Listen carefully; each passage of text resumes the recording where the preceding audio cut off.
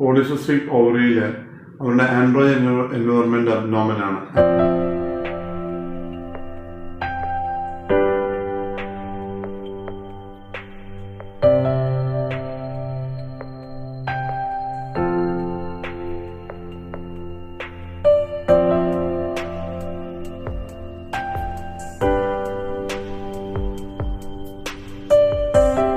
Androgen environment abnormal ആകുമ്പോൾ അവരുടെ egg development slow ആവും. അഥവാ എഗ് ഡെവലപ്പ് വന്നാലും എഗ് ക്വാളിറ്റി കുറയും.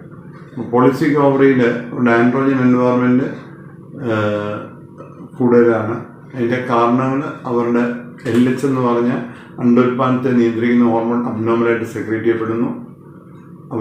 അവർക്ക് ഇൻസുലിൻ റെസിസ്റ്റൻസ് ഉണ്ട്. അവരുടെ ഓവറിയുടെ ഫോളിക്കിളെല്ലാം സ്ട്രോമയിലുള്ള കൂടുതലാണ്.